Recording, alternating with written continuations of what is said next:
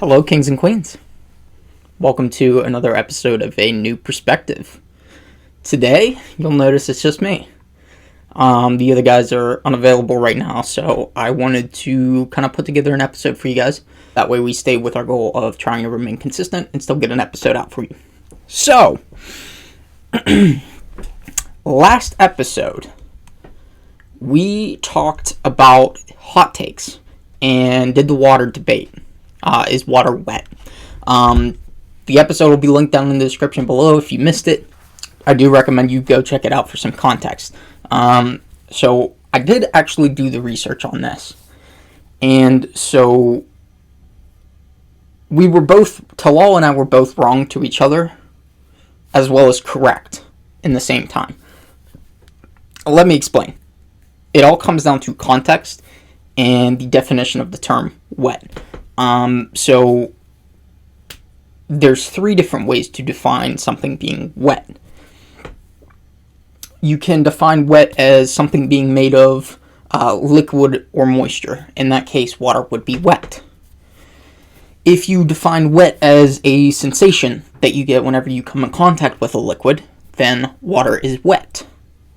The third definition, which is what Talal was referring to as water not being wet.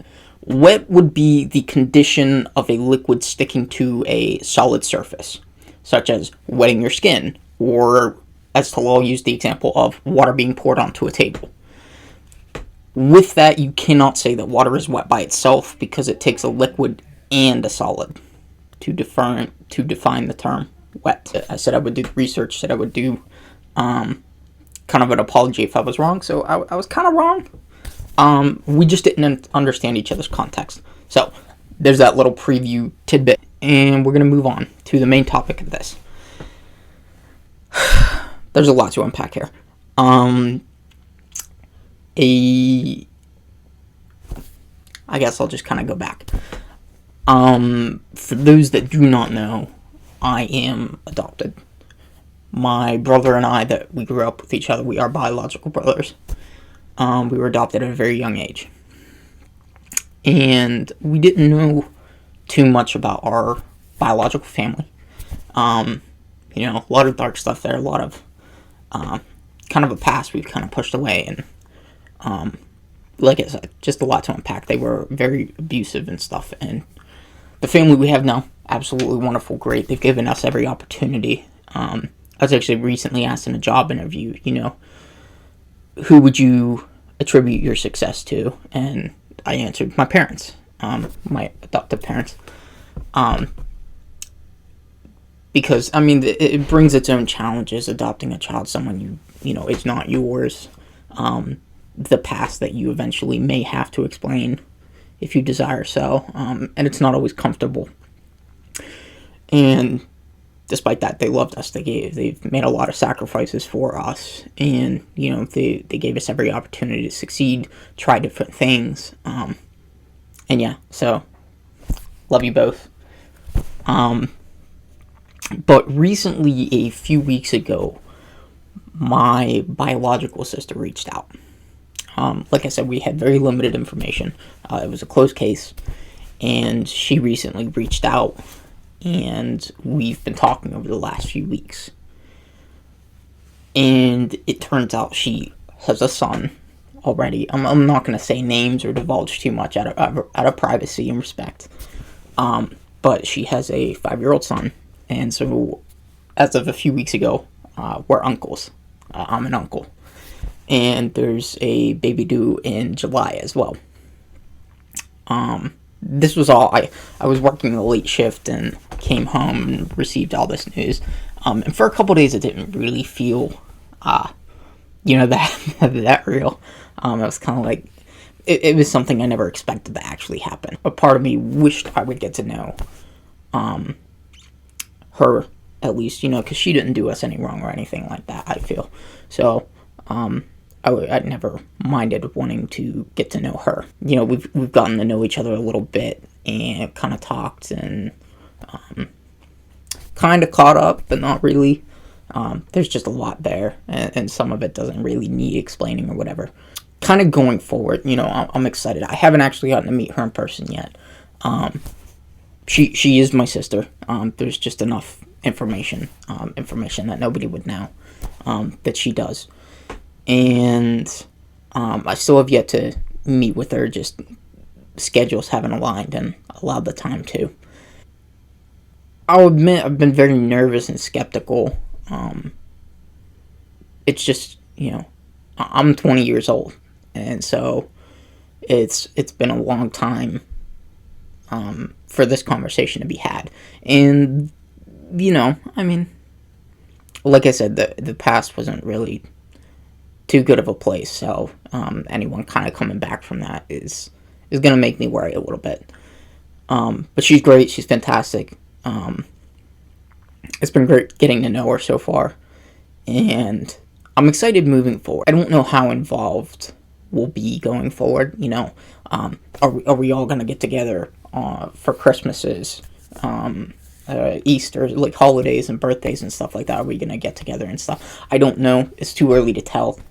I'm certainly very open to that, but it's just kind of awkward, I guess, to be quite frank and honest. It's not something I'm super. It's not a very comfortable situation, and I'm not very used to talking about my emotions and my past life and stuff like that. It just makes me very uncomfortable. So sorry for any awkwardness in the video. I'm gonna try and spice it up with the editing and kind of make it a little bit easier for you to watch and adjust. I'm certainly open to doing all those things that families normally do.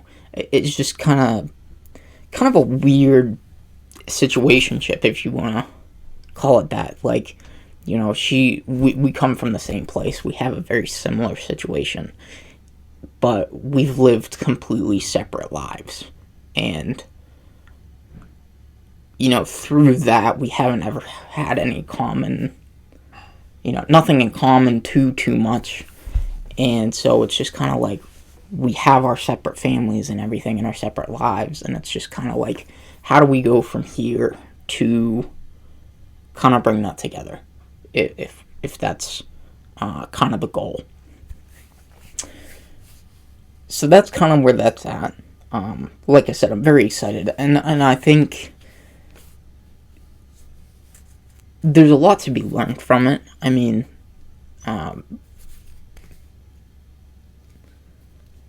my past has had a lot more impact on me and who I've become more than I would like. I think it's exciting, and I think it takes a certain vulnerability to, like I said, take someone who's wasn't the cause for the bad stuff in the past, but someone who was involved, and to accept them into your daily life. That's its own challenge, and takes a certain, like I said, vulnerability to accept that and things like that. It is, I keep repeating this. It is exciting. It's kind of a new chapter. It's something I wasn't expecting or ready for yet. Very, very exciting, and I'm super happy to, be blessed with the opportunity to get to know her. Hopefully her nephews, or her sons, rather.